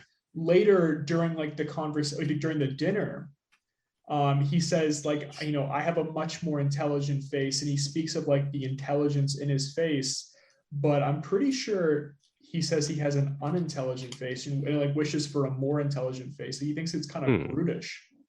Depends on where you are in like the endless Okay, cycle of self-loathing and egoism. I found this, but I was absolutely and painfully certain that my face could never express those perfections. But what was worst of all, I thought it positively stupid looking, and I would have been quite satisfied if I could have looked intelligent. In fact, I would even have put up with looking base if at the same time my face could have been thought terribly intelligent. Exactly. Yeah. So that's on one hand he's saying that, but I'm sure your memory is thinking like, okay, later on when he's with like, former schoolmates, he speaks of how intelligent his face does look. So it's like it's hard to kind of get an impression of what he actually looks like, because on one hand he'll just kind of like slip into, I'm hideous, I'm unintelligent looking, but then like in other moods he'll be saying like, I have a very intelligent looking face. Yeah, I mean, So you get the it's hard to impression that trust him, he probably looks like fine, like maybe a little like less than cleanly because of his behavior, but he probably looks fine. It's just one of the things where he just compulsively like analyzes it. and We also- analyzes everyone He's else's psychotic, perspectives on yeah. him. We also know he's not very tall because he talked Yeah, about like the yeah. 6-foot man in the bar. Yeah, the officer. And we also know that he's very kind of withered looking. Yes. Yeah, from the conversations with his friends, because they, oh, how thin you've like let yourself Yeah. get. Yeah. Like I don't know. Did you guys have any thoughts about like the second conversation with Liza? Because it was just like the entire thing for me was very weird, and I didn't really know what to make of it, because he would be like, I mean, in like the classic kind of paradoxicalist that he is, he would just be like hating her one moment and then just like imagining a life with her the next. And it was just, it was very like, It was just like it was just tortured. There was just no way for. I mean, like the almost like the scenes between the conversations are just completely different, because in the first one it's like she views him as a hero, and like that pleases him greatly, but obviously when she comes to see like the squalor that he lives in, like something that just like in his mind he thought that she viewed him as a hero, and later on in his mind he thinks that that's like fallen apart in her mind. So like for him it just like he completely goes mad because of that. So that's true, but at the same time, doesn't she also make a comment about like she kind of has this desire to almost like abscond with him? She I'm having a hard time finding it, but she almost like motions towards this idea of like both of them just kind of like eloping and starting a life together. Yeah, he doesn't like that though, because that would put them on like even footing, at that of point, course. When he's no longer the hero. Yeah, So. no, of course. I also wondered on page 94. It was on page 94. This is the morning after. And he says, and I was so taken up by that morning that I actually forgot all about Lisa. And he says Lisa, not Liza. I didn't even notice that. I wondered if that was purposeful there, but totally like purposeful. Yeah, in a way in which he's trying to convince us that he didn't care about her, but he obviously did. I didn't notice that. That's interesting. I read that and I was like, wait, there's no way that this is a typo. Especially considering I was reading it as Lisa the entire time. Of course, yeah. So whenever I read Lisa, I didn't even notice that. Oh, I was reading as Liza. Okay, so that's why. Yeah. Yeah. But yeah, it's like he's like constantly, because he was even making those remarks like to the readers. He was like, I assure you, that's like what you're thinking could not be farther from the truth about me. Actually, I don't see a typo in my version. Oh, really? I see only because like I'm looking at like the Word doc, so I'm just Control F. But I don't see. I see consistently Lisa or Liza. Oh, okay, interesting. It's the beginning of chapter 8 in part 2. Give me one sec. The very end of the first paragraph of chapter 8. Forgot all about Liza. Yeah, so it's consistent there. That's interesting. Odd. I wonder if that's like just an error on the translator's part, or if that's like some nuance that wasn't captured in the translation I'm looking at from the Russian. Interesting. It fits with either, but it's like, dude, the placement of that typo, because like if it was anywhere else, there's how many times was Liza written? I don't know. Maybe I'm like 37 according to mine. Okay, so I'm being a bit of an underground man myself, then, like finding patterns where they don't exist. But I don't know. I'm not sure that it's not a typo. Yeah, it's spelled correctly in the same paragraph. So maybe. Yeah. Maybe. Yeah. I'm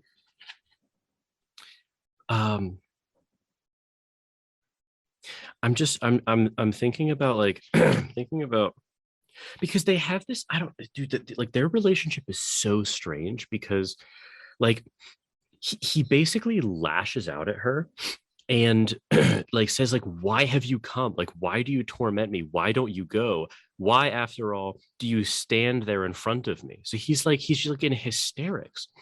And she she responds to him with like love and empathy almost, and she like recognizes that he's like a deeply unhappy person, and they like have this almost embrace of sorts, which is like very it kind of speaks poorly of both of them, to be honest.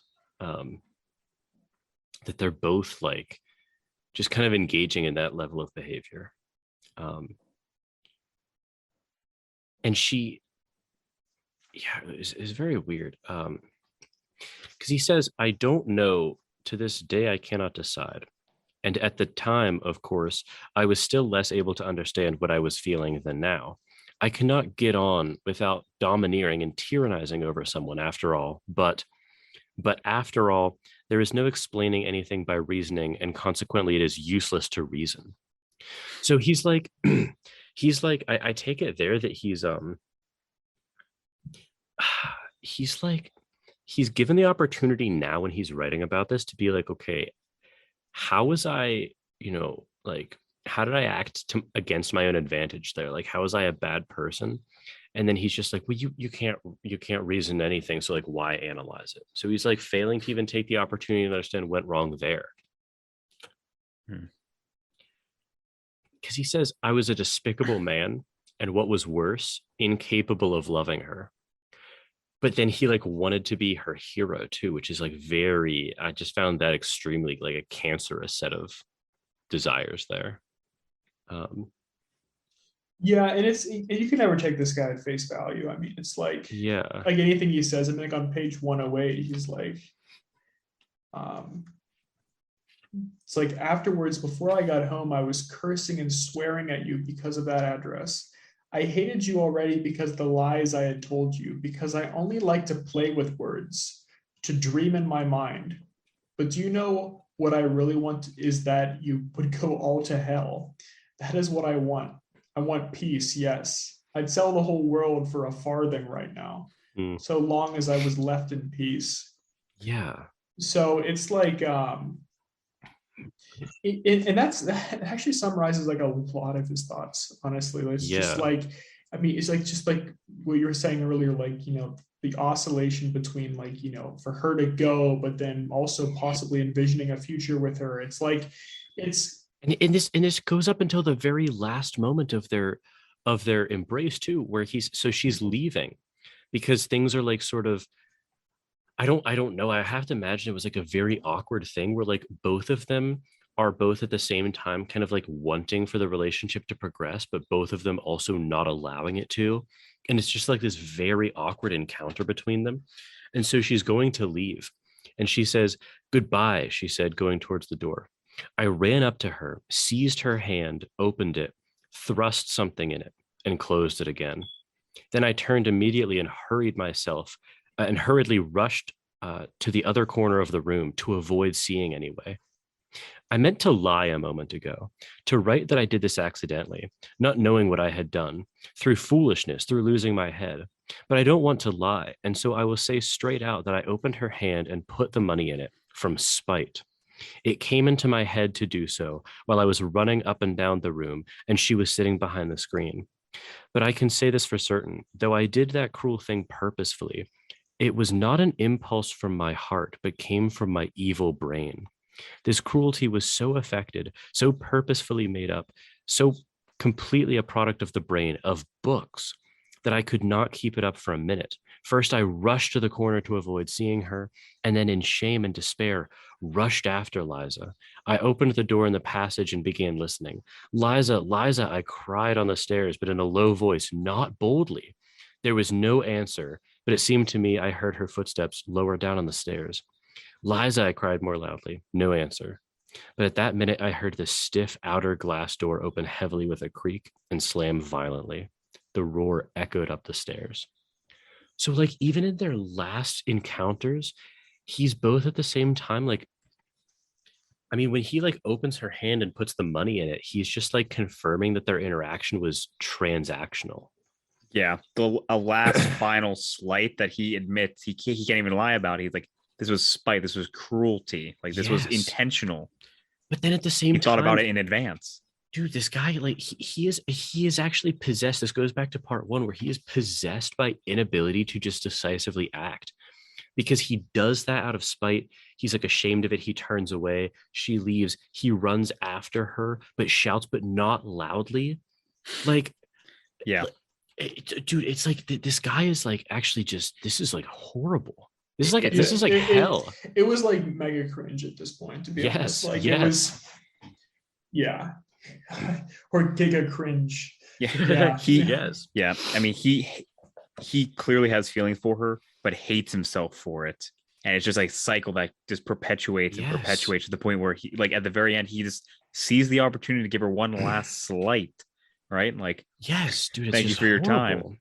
It's horrible. And she gets the upper hand. Like, she refuses. Like, she crumples up the bill and he finds it later, like, at the bottom of the stairs. Yes. Like, he, like, this is like, you know, a very intentional ending to the story, but he has put himself below the prostitute. Like, yes. at the end of this, like, Liza is better than him, just strictly. Yes. And he even says, like, a moment later, I flew like a madman to get dressed, flinging on what I could at random, and ran headlong after her. She could not have gone 200 paces away when I ran out into the street. It was a still night, and the snow was coming down in masses and falling almost perpendicularly, blanketing the pavement and the empty street. There was no one in the street, not a sound was to be heard. The street lamps gave a disconsolate and useless glimmer. I ran 200 paces to the intersection and stopped short. Where had she gone? And why was I running after her? So he's like, he just, dude, this guy, this is like a horrible inability to just like escape his own head. It's like, it's horrible, honestly. He says, why? To fall down before her, to sob with remorse, to kiss her feet, to beg her forgiveness. I longed for that. My whole heart was being rent into pieces, and never will I recall that minute with indifference. But what for, I thought? Would I not begin to hate her, perhaps even tomorrow, just because I had kissed her feet today? Would I give her happiness? Had I not again recognized that day for the 100th time what I was worth? Would I not torment her? Dude, so he's actually ruined this girl's possibility of a life for torture for him and her. And you get the sense that, like, I don't know about like you guys, but I just get the sense that, like, he will be in agony no matter how it terminates, and he's just like oscillating back and forth between different ways that it terminates, and constantly just, dude, it's like horrible. That's why, like, moments like this, I mean, it would probably be worth like a second read through, but like instances like at the very end right there, it's just like, I'm not even sure what this says about human nature, like in a deep sense, because this is like schizophrenic behavior. It's not that we don't engage in that to some extent, like obviously we all do. Yeah. But it was madness at the end here. It was mad. Like, yeah, he does like debase himself to like the lowest possible, instance of just humanity, and suddenly like he's like lower on the totem pole than Liza. And he's not even on the totem pole is above him, like he's below the ground where the totem pole rests. Yeah, so it's like, so suddenly like she's like superior to him, and he's like, oh, I must follow you now, who rejecting the money, I must tear after her, like suddenly, it's like, won't I despise her for it tomorrow? Yeah, it's like, it's ridiculous. It's really bad. It's ridiculous. It was madness. And then like in the very end, the last paragraph, he kind of he circled back around to the aphoristic part 1, where he says, come give any one of us, for instance, a little more independence, untie our hands, widen the spheres of our activity, relax the controls, and yes, I assure you, we would immediately beg to be under control again. I know that you will very likely be angry with me for that, and will begin to shout and stamp your feet. Speak for yourself, you will say, and for your miseries in your underground holes, but don't dare say all of us. Excuse me, gentlemen. After all, I do not mean to justify myself with that, all of us. And it's just like,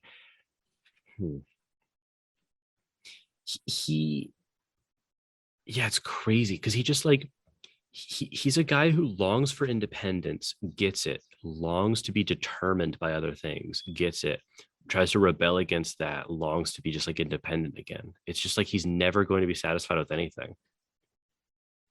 And yeah, I mean, Giffin, as you said, he says, he ends the writing with, but enough. I don't want to write more from underground. But the notes of this paradoxicalist do not end here, however. He could not resist and continued them. But it also seems to me that we may stop here. Yeah. It's like Dostoyevsky's like entire goal in part two, and I'm just sure this what like this is like what his thinking was. He's like, okay, how can I create a character who always works to his disadvantage?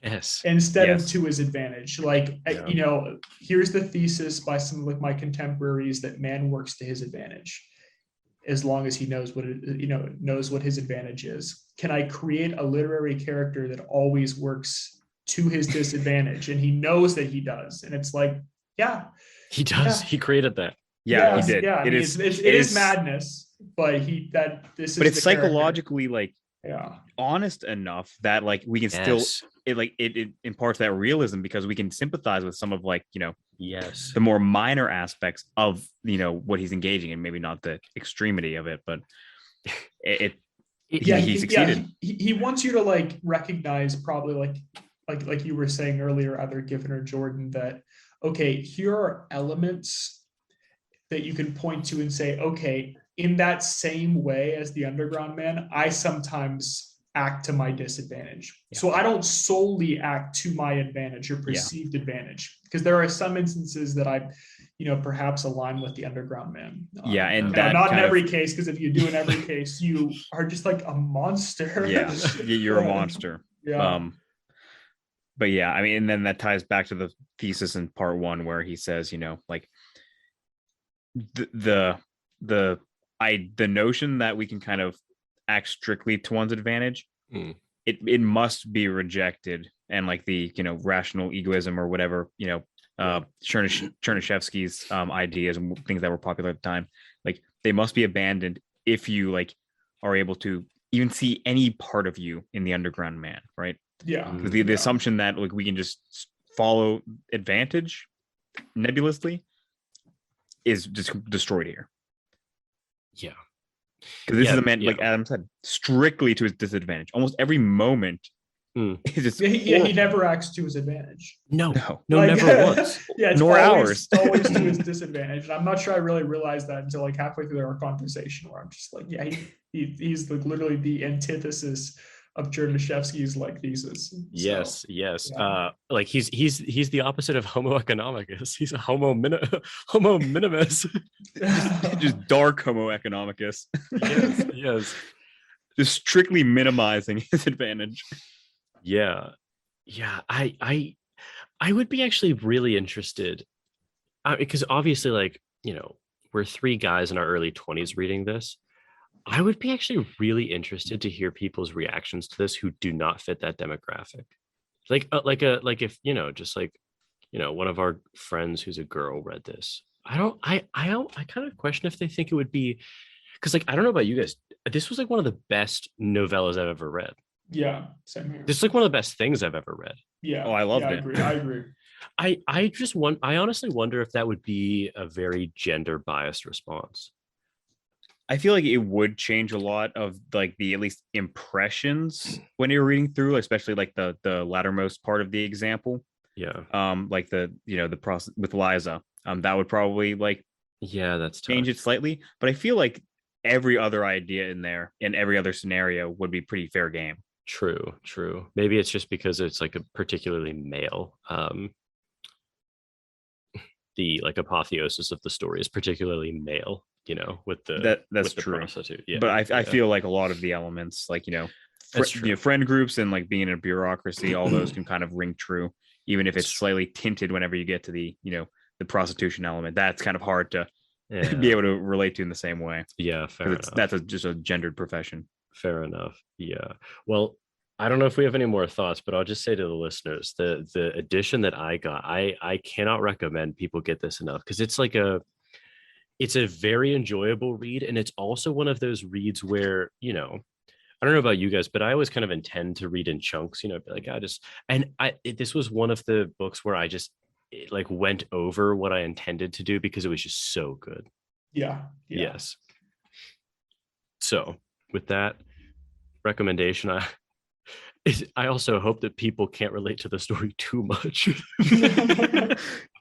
Yeah, if you come out and he's like the underground man is like my hero, another creature. All hail the underground man. Yeah. Finally, my story has been told. Yeah, truly. All right. Well, I don't know what we're gonna do for the next reading, but it'll be more existentialism. So I hope people are enjoying the series, and tune in next time. Well, I hope you enjoyed that episode of Plato's Cave. I always enjoy discussing topics with these two guys. So if you want to support the show in any way, you can do so simply by sharing it. I'm hoping to get this show out to more people. And so if you want to share it on Twitter or social media, that would really help me. You can also rate it on Apple Podcasts, like this video if you're watching on YouTube, or subscribe via Apple Podcasts or an RSS feed. You can also discuss it on your own show and link back to my website, or you can connect me with recommended guests or topics to cover. You can get in contact with me at platoscavepodcast@gmail.com. Follow me on Twitter at Jordan_C_Myers, and I now have a website for my philosophy endeavors at jordanmyers.org. If you want to know a little bit more about me and my fellow co-hosts, as I said in the introduction, I'm a master's student in philosophy at the University of Houston. I did my undergrad at the University of Pittsburgh, where I studied mechanical engineering and philosophy, and now that I'm back at school, I'm hoping to more closely study moral responsibility, free will, ethics, epistemology, and moral psychology. Those are topics that I was introduced to and got really interested in my undergrad work. So Adam and Giffin accompanied me on this show, and Adam is one of my oldest friends. We actually met in kindergarten, and we've been interested in philosophical topics for as long as we can remember, and in a lot of ways it's been the basis of our friendship. Adam studied chemistry and biology at Cornell, and he is currently working at a law firm. And he's especially interested in moral responsibility as well, but also law, religion, and free will. Giffin is also one of my oldest friends, and we've been friends since elementary school as well. Giffin studied biology and economics at RPI, and now he works in human health research. He believes that there's very interesting overlap between both of his fields of study and philosophy, and he's particularly interested in exploring political philosophy. So this series was right up his alley. And with all of that information, again, I hope that you enjoyed this episode, and I hope that you get in contact with me or follow my work in any way that you deem reasonable to do. So with that, thank you for listening.